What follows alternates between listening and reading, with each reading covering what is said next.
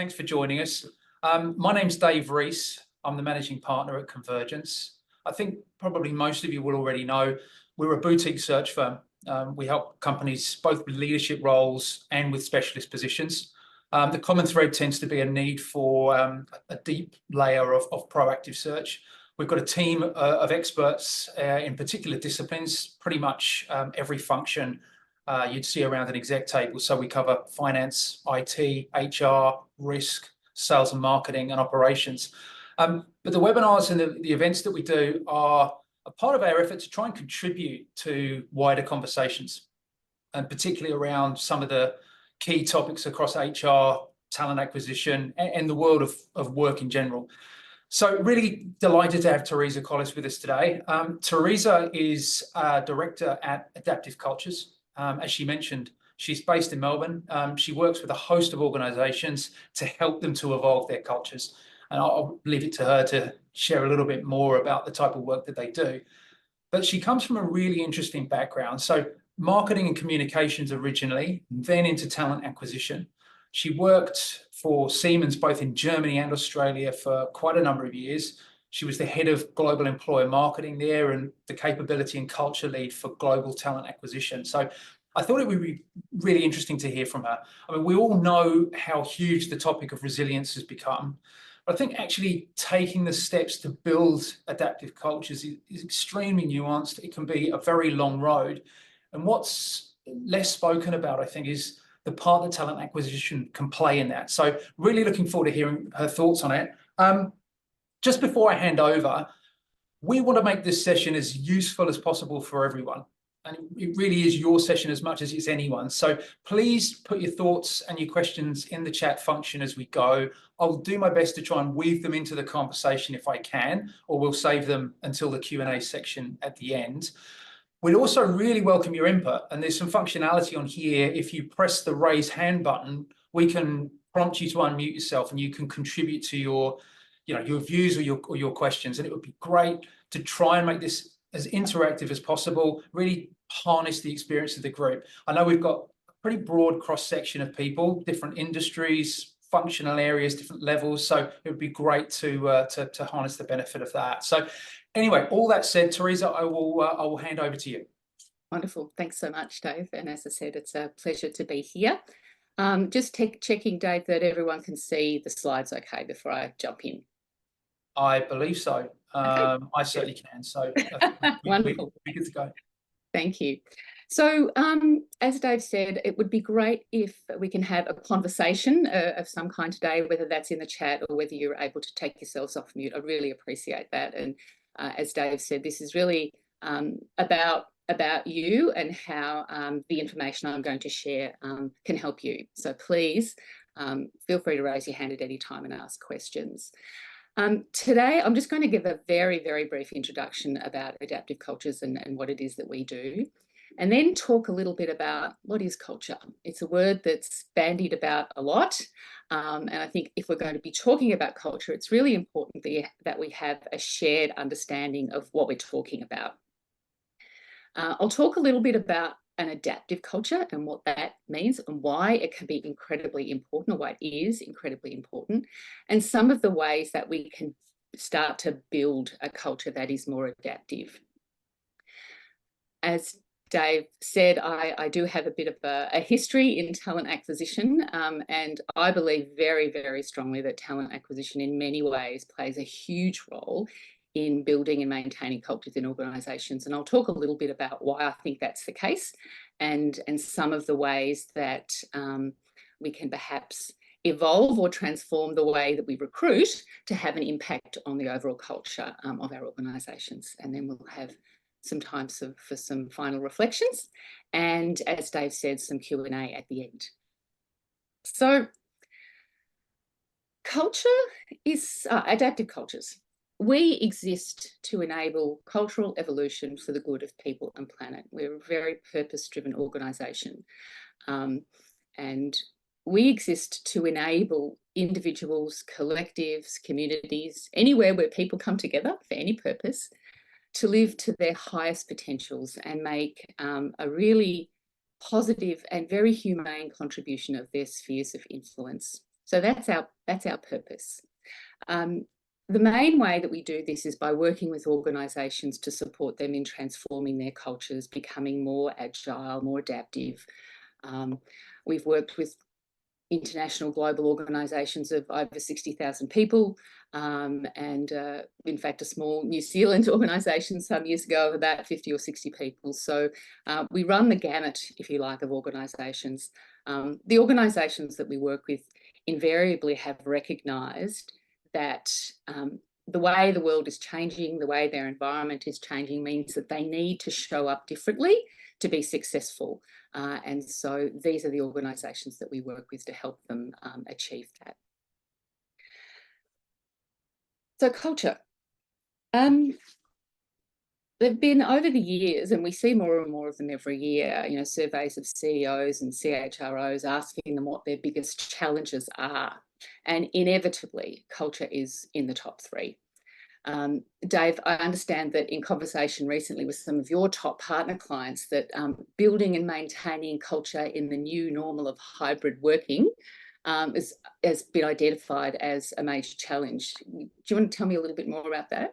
Yeah, I mean, well, first, I think, as you pointed out, culture is always a challenge, right? And it's always something that is sort of evolving, and it's never done in that respect. But I think perhaps off the back of COVID, there's been a pronounced change in the ways of working, and I'm yet to speak to any company that I think has really, you know, locked down exactly how they're going to manage that and how they're going to manage that going forward. So yeah, just it feels like everyone's in this sort of state of flux and still trying to solve that issue.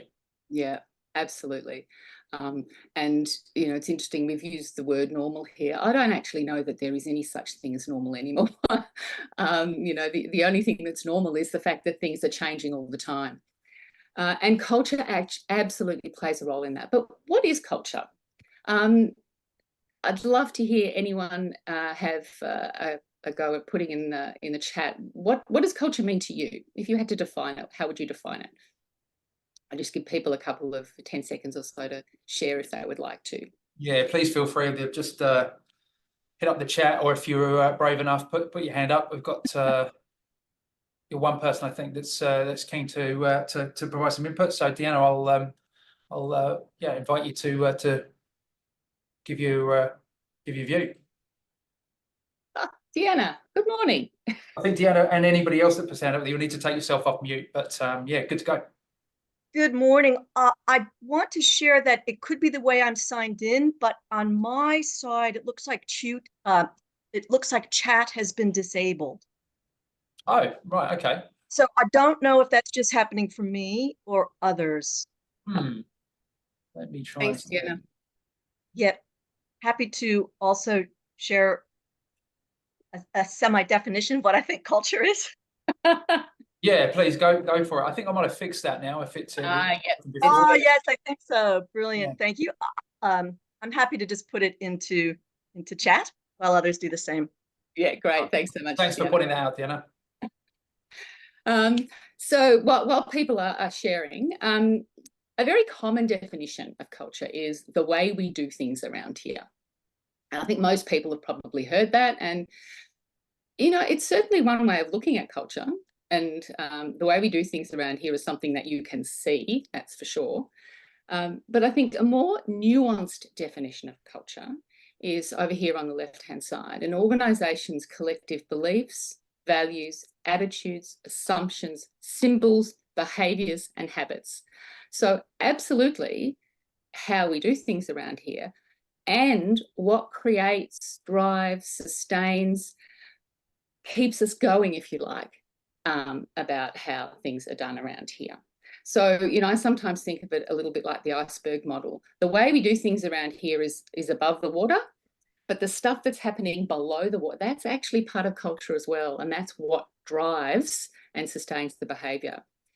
For those of you that are familiar with Ed Shine's work, he has another way of expressing this, and basically saying that culture is a product of joint learning and the way that people come together to solve problems and work together. So an adaptive culture. What's an adaptive culture? So An adaptive culture is a culture which consciously and intentionally updates itself to meet adaptive challenges and evolve through complexity. And there's a couple of things that are really important here. One is that it's conscious, it's intentional.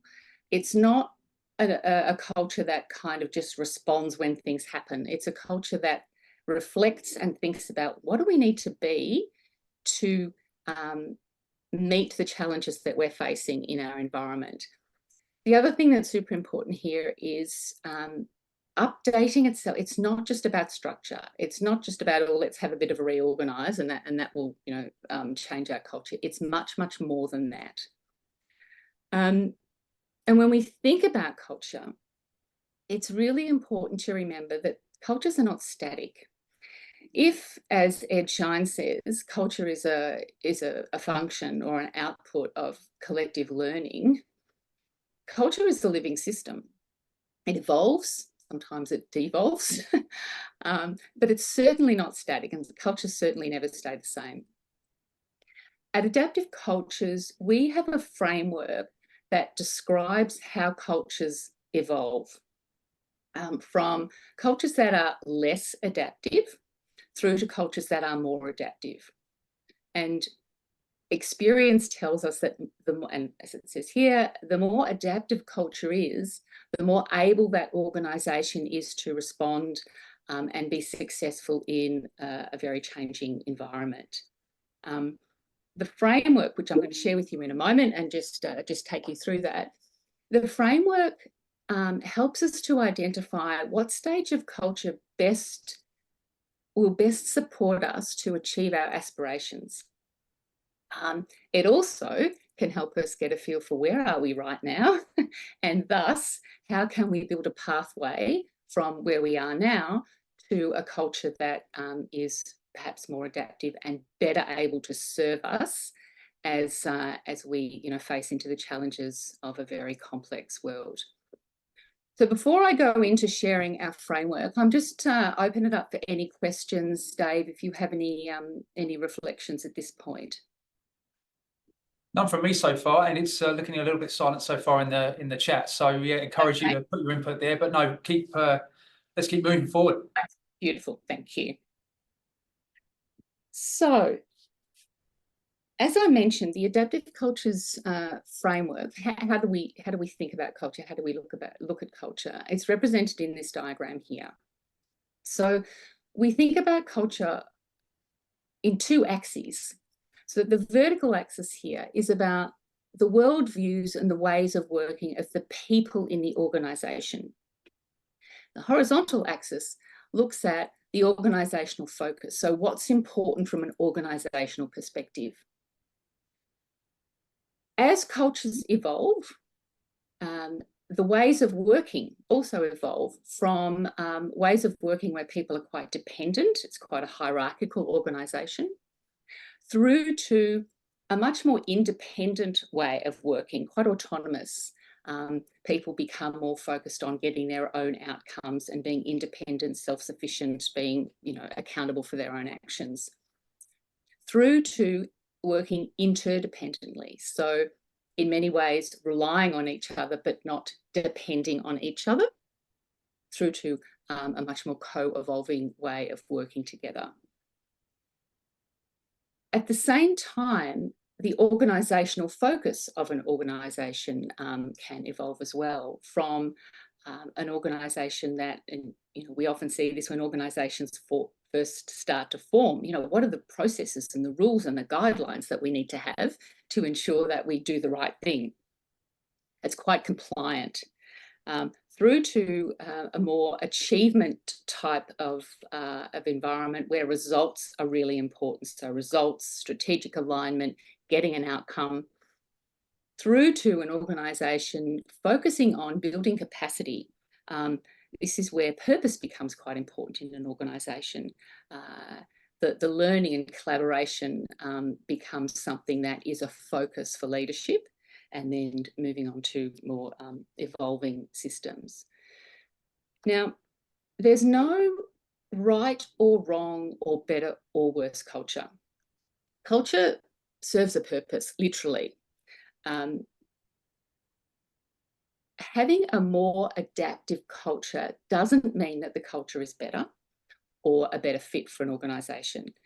Culture should enable the aspirations, and the strategy and the purpose of an organisation. And if you think about it, the kind of culture that Google might need to be really effective and successful in the environment in which it plays is going to be very, very different from the kind of culture that perhaps a law firm might need, or a finance firm. So while no culture is better or worse, what we do say is that the more adaptive a culture is, the more choices an organisation has as to how they show up and how they respond to the challenges that they face, both internally and externally in their environment. Teresa, can I just quickly clarify then? So just Yep. that the compliant dependent culture could have a highly adaptive culture, even though it's compliant dependent, whereas co-creation could have a low, or is there some link towards, Yeah. No, what I would say, Dave, is that a compliant dependent culture is less adaptive than a co-creative culture. Now, a very healthy compliant dependent culture may be exactly what an organisation needs to achieve its goals, but it doesn't have a lot of choice about how it would show up, because it hasn't evolved and learned the way to show up, if you like, in a different stage of cultural evolution. Think about it a little bit like, one way of thinking about it is as a human being. So if I'm a small child, and I'm not suggesting that compliant dependent organisations are small children, but just as an analogy, if I'm a small child, I'm really dependent on my parents to give me guidance, take me to school, these sorts of things. There's nothing, and the way that I am is perfectly fine for where I am in my life right now. I don't know what it's like to be independent. I don't know what it's like to be interdependent. So if I'm put in a situation where those skills are required, I'm a bit lost because I don't know what to do. Once I'm older and I do know how to work with other people, if I'm in a situation where actually I need to go back to being really dependent on others, I know how to do that. I have a choice.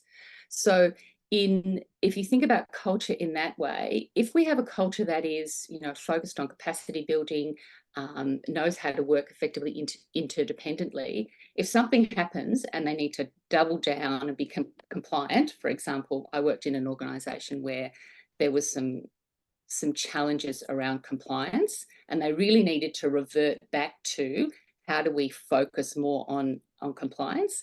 I have a choice because I have a broader range of experience and skills to draw on to show up in a way that's going to support me in whatever situation I find myself in. Does that make sense? Yeah, I think so. So you move from stage to stage, but as you do so, you kind of build your repertoire, so to speak, which gives you an additional sort of adaptive ability. Is that my understanding? Yeah, that's a lovely way to put it. And the other thing that is really important too is this is not we don't want to be compliant dependent anymore. We're going to leave all that behind and we're going to be, an achievement culture. We talk about transcending and including. So every organisation needs to have a level of compliance. I mean, there are some things you just need to do, but it's how you do those and how you choose to do those sorts of things that is important. So you don't leave all the gifts of compliant dependence behind. You bring it with you. And as you move from, say, an achievement culture through to collaborative growth, you don't leave behind the focus on results. You bring that with you. So it's very much a transcend and include, not a don't throw the baby out with the bathwater is one of the expressions that we use. Got it. Okay. I'm conscious of time, so I'm going to move on. So how can you tell where you are as a culture? How can you tell what stage of cultural evolution, A, might be useful for you given your strategy and your purpose, and B, where you are right now? And there's a number of ways that we can do that. We have a culture diagnostic survey that we can run in organisations.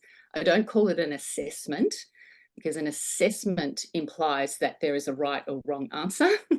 Our is a diagnostic to kind of diagnose where the culture might be and where it is. You can do desktop audits. There are a number of ways you can get a feeling for where the culture is. But sometimes simply asking a few questions about what happens in an organisation can really give you a clear idea of what might be happening here. And I'm not going to go through this table in detail. Dave, I think you're going to share the slides with everyone at the end of the session. But some of the questions to ask: what's the management style like in the organisation? And I'll use this one as an example. Is management really highly reactive or command and control? Is it hierarchical and parental? Does management drive for results? Is it more collaborative and developmental? And so you can see on this chart here that each of those ways of being, if you like, from a management style is typical of a particular stage of cultural evolution. Other questions that are really useful to ask are: what's the environment like? What's the vibe? You know, when you're in the organisation, what does it feel like? What is expected of people? What's important in the organisation? What's rewarded and celebrated? And what is not safe or is taboo?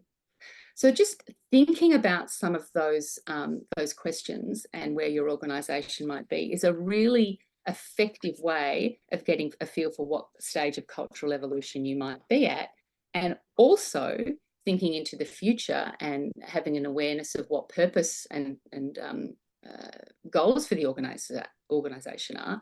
Where might you need to be in this matrix to help you succeed? Do organisations tend to slot pretty squarely into one of those categories, or is it a bit of a bit of a high? Yeah, okay, bit of a high, because I look through and I kind of think we could pick and choose from one section and another section. Is that pretty common?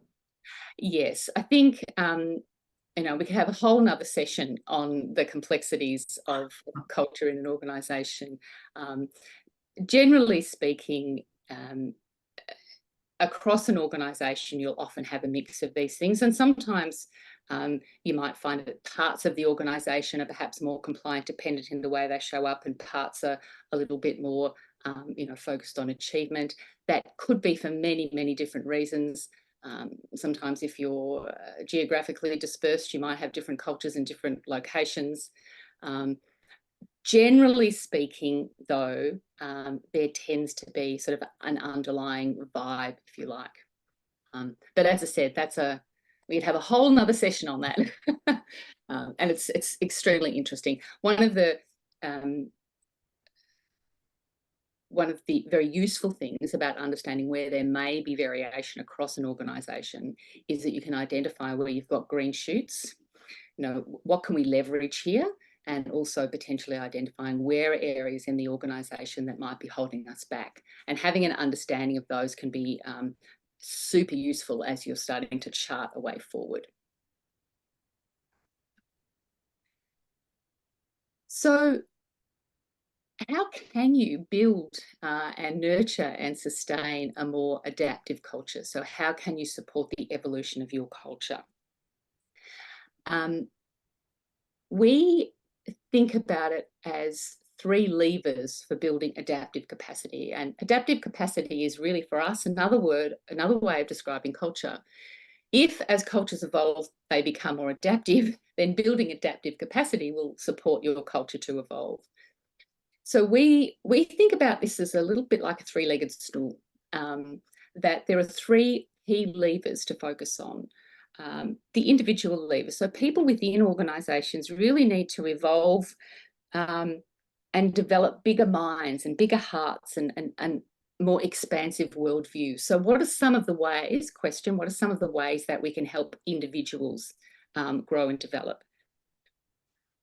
The social lever, the relationships and the way that people work together is also super important, as are the structural aspects of an organisation. So the systems and the processes that that support organisations to either move forward or hopefully not, hold them back and sort of embed them in old ways of working. As I said, we think of this a little bit like a three-legged stool. If you're only focusing on one or two of these, the whole thing's going to fall over. And I'm sure that people on the call will have experienced organisations that we're going to restructure. We're going to put new processes in place, and that's going to solve all of our cultural problems because people will have instructions and they'll know what to do differently, without focusing on developing individuals and supporting the way that people work and collaborate together. It's not, I've been in organisations like that. It's not particularly successful. And then you have organisations that with the best of intentions focus a lot on leadership development and really support their leaders to develop, but the ways of working and the structures in the organisation almost undermine their desire and their new ability to grow and evolve the culture. That's not helpful either. So really ensuring that you're thinking about and covering off on these three levers as you're working towards evolving and transforming your culture is super important.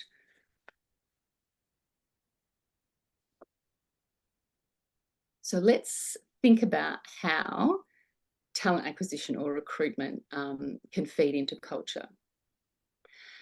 How we recruit can tell us a lot about our culture. So if we think about that that table I put up before, and we asked about what does the management style look like, what's not safe to do, etc.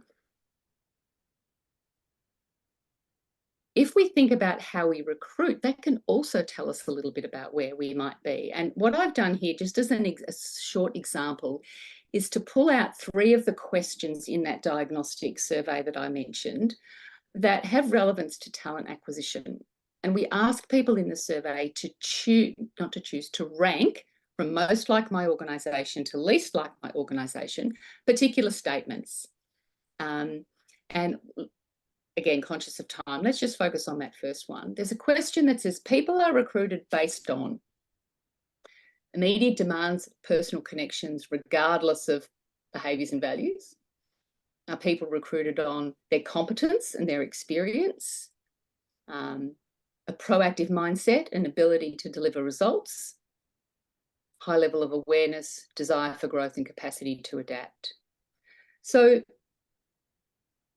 I'd like you to maybe just take 10 seconds or so to think about, in your organisation, where do you think, or what is most like your organisation out of these 5 options, and what that might tell you about what kind of culture it may be in your organisation. And if people feel they'd like to either put their hand up and share or pop something in the chat.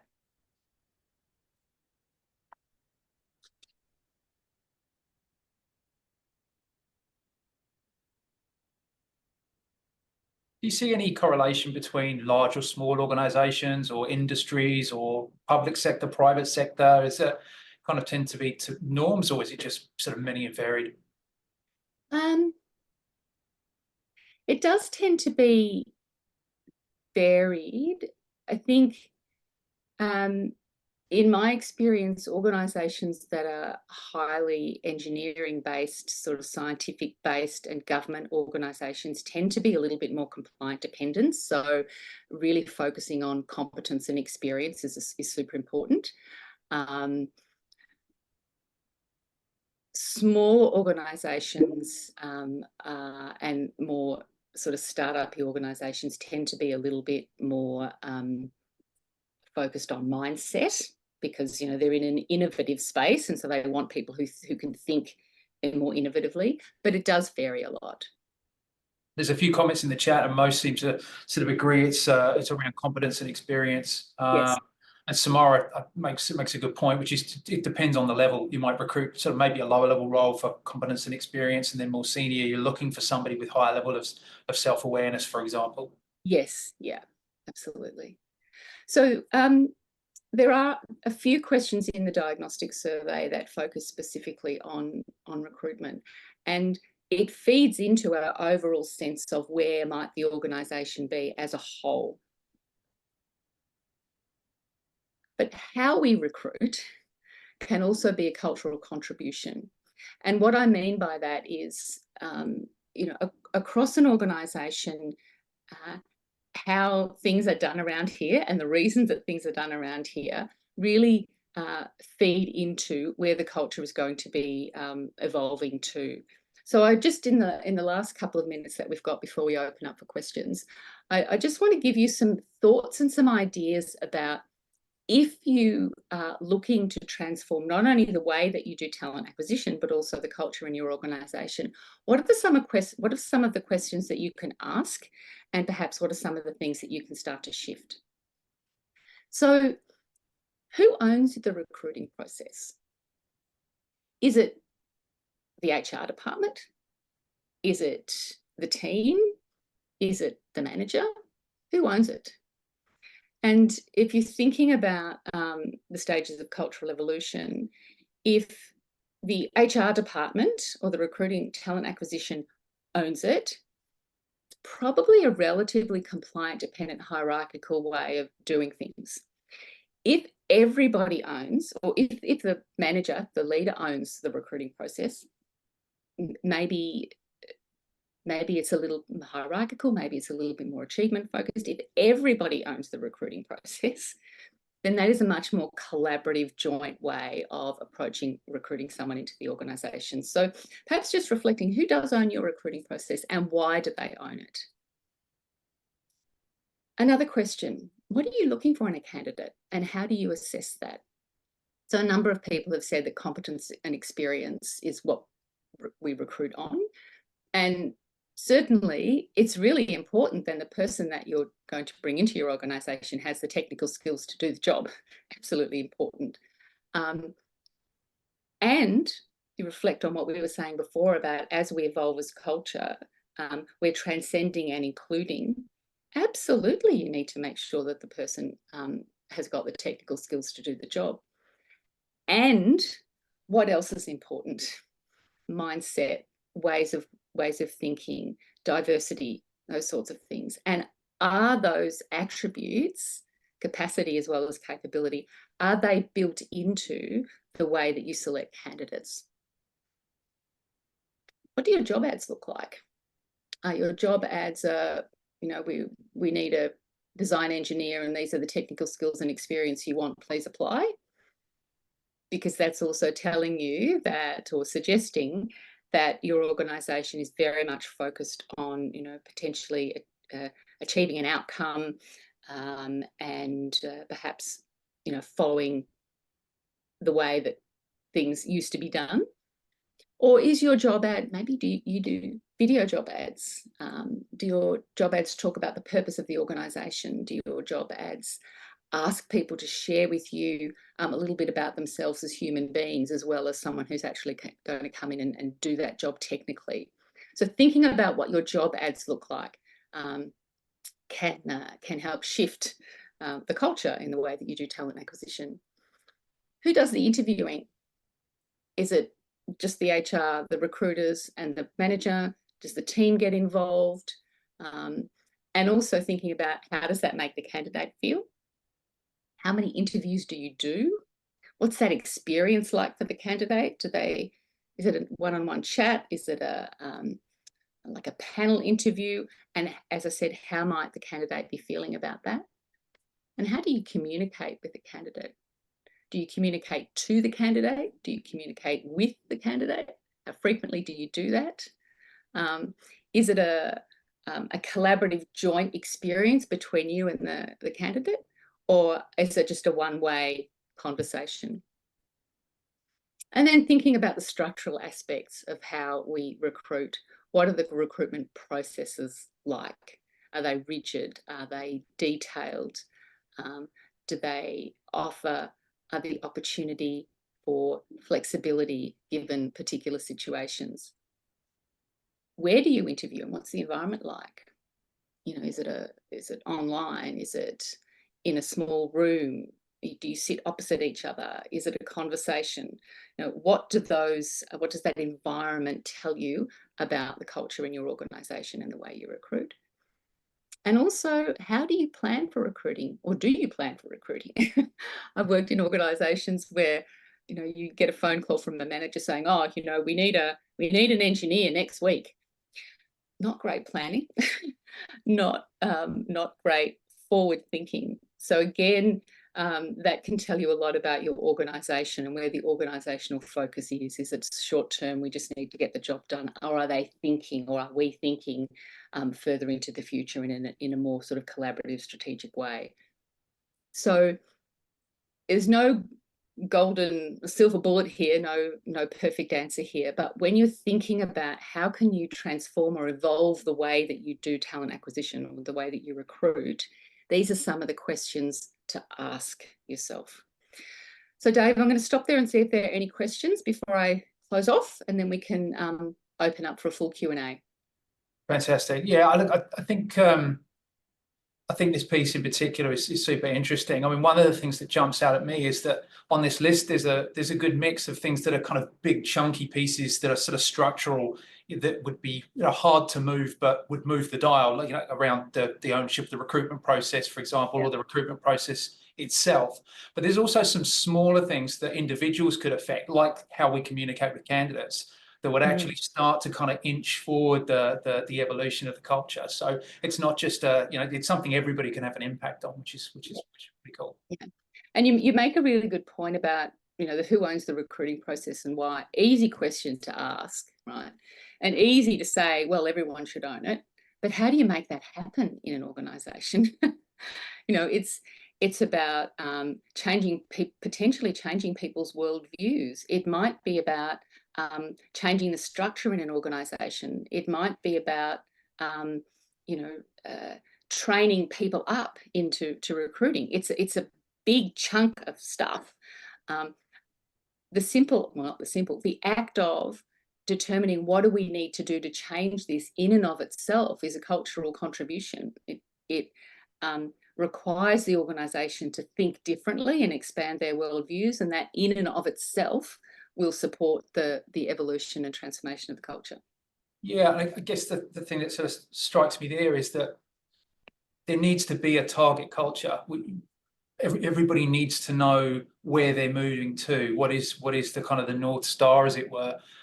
And it'd be interesting to hear, how many organisations have actually got that clearly defined, or if it is clearly defined, is it clearly defined only within the HR or the TA teams? How widely dispersed and known is that? Because really, it's hard to recruit for something if you're not really sure exactly where you're trying to move the culture to. Yeah, absolutely. And many organisations that decide we need to do something about our culture, because you often hear, we've got to do something about our culture here. They'll often start with, what's our culture like right now? What's broken? Without first thinking about, okay, what is the culture that we want? And I often liken this to, when you put something in Google Maps, Google needs to know where you're going before it can tell you how to get there. So when we work with clients, one of the very first things we talk about is, what's your purpose? What's your strategy as an organisation? And then what kind of culture is going to help you get there? And, support organisations to talk about that. What would your talent acquisition need to look like? What would your leadership need to look like? Once that's clear across the organisation, okay, where are we now? What does it actually look like in TA now? This is where we are. This is where we want to be. What are the things that we need to start doing to start shifting that culture? So, and as you say, organisations that are most successful in sustainably transforming culture are ones that do a really good job of communicating that across the entire and not just communicating, but engaging the entire organisation in that culture conversation. Yeah, absolutely. We have one client we're working with at the moment, and they have now embedded the conversation about culture and their aspirational culture and where they are wanting to go. That's embedded in their onboarding process. So as soon as someone joins the organisation, one of the first things that they learn about is the aspirational culture of the organisation. So they know immediately where this organisation is going, and they can start thinking about, how do I contribute to that? But Deanna's made a really Deanna's made a really interesting point in the chat, which is between a candidate signing a contract and actually starting on their first day, what does the communication between those 2 points look like? And I think for a lot of organizations, probably most organizations, it looks pretty blank. They might get a pack through or something like that. But to your point, there's an amazing opportunity there to kind of set the tone before somebody's even walked into the building on day one. Absolutely, yes. Or working remotely, I should put it. Yeah. Well, and that is another thing that we could spend ages talking about too. How do you build that sense that Deanna's talking about here when you haven't met someone face to face? I think we have all got better at building and sustaining relationships remotely because of COVID. So I guess one of the gifts of COVID. But still, it's not the same as having that face to face, and you need to do things differently, and and almost more intentionally. So how do you actually do that? I've worked with, I remember years ago, this is pre-COVID actually, but I recruited someone in a different country. I didn't meet them for about 4 months. And so, engaging them, as you say, was challenging, important, in fact, even more important, I think. So yeah, it's a really good point. Yeah, I think there's so many things like that where, because we haven't got tried and tested patterns that we've built up over years, there's no straightforward way. We need to think about new ways, and I think that's with all being so busy, it's hard to actually sort of take your head out of the day-to-day work and think, well, what new ways can I find to engage with this person? Yeah. Got a couple of questions. You spoke about taking aspects of each of sort of cultural aspects from one phase into the next. In pursuit of evolving, can you lose what made the organization special? So it's winning culture. So to evolve, does the original cultural DNA have to be sacrificed, either in part or fully? No. And I think that if one of the most important things about culture is authenticity. You don't want to try and be something that you're not, because that ultimately won't serve the purpose of your organization. I think, as I mentioned, transcend and include. Don't throw the baby out with the bathwater. A good example of this is we worked with a client some years ago who were originally, when we started to work with them, they were quite an achiever culture. Like, results were super important, and people were driven, both from internal motivation and also their leaders. And it was a really unhealthy achievement culture. Like, people were burning out, they were getting sick. It was almost like dog eat dog. So it was the dark side of focusing on results. This organisation did a brilliant job of changing that approach and really becoming much more collaborative growth in the way that they worked. Looking after their people, developing their people. It was a long journey. What happened is that in that journey towards becoming more collaborative and more people purpose focused, they lost a bit of focus on getting results. And so they left behind, and this is to your point, Alexander, they left behind some of the stuff that really did make them successful. And as a result, they started to go backwards a little bit. So it's a really good example of if you lose the healthy aspect of your culture that makes you who you are, any sort of move, if you like, towards further evolution is not going to be sustainable, and you'll probably drop back. Is that as simple as a net loss, or do they gain in other ways, or do they gain over time in sort of ways that are more sort of profound? Would they get that achievement back just down the road a little piece? It needed. It's a really good question. I think you need to be aware of it to recognize, hey, we're losing focus on achievement. How do we bring that back without sacrificing all of the the good stuff that we have learned together? And as I mentioned earlier on, organizations that are more adaptive, they have choices. So, you know, if this organisation look back and say, hey, we've lost this, but we do know how to do it. And it's an intentional thing. It's not just, you know, you don't kind of just sit there and see what emerges. I mean, it's sometimes seeing what emerges is a very healthy thing to do, but, you know, getting on the balcony and understanding what's happening in your organisation and making intentional choices about how to do things differently, that's the mark of a truly adaptive culture. Yeah, interesting. I mean, there's a question there from Claire around helping leaders who might have sort of an old school mentality, particularly around sort of recruitment or just their leadership, move towards this sort of more sort of progressive, sort of thoughtful style. It's kind of, I guess, wrapped up in, you know, what obstacles do you come across, you know, when you're trying to move an organisation to a more adaptive culture? Yeah. One of the things, and not just in talent acquisition, and Claire mentions leadership as well, it's a very human thing to, when you've done things a certain way and it's made you really successful, it's a very human thing to think, well, why do I need to change? The way that I'm showing up now has made me extremely successful in the past. What's different? And often that can be bound up in personal identity as well. And when organisations are changing and evolving, it's often in response to the outside world or the environment is changing. How do you help leaders and anyone in an organisation recognise that the way they've shown up in the past, or the way they've, an old model of recruitment or leadership style, as you say, Claire, how do you help them understand that in the past that was fantastic? Like, it wasn't bad. It was successful.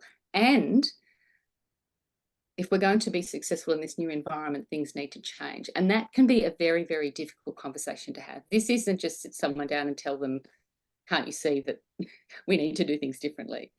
And this is where the individual piece, so if we go back to that slide there, the individual piece, this is where developing individuals and their worldviews and how they see not only the organisation but the world around them is really important.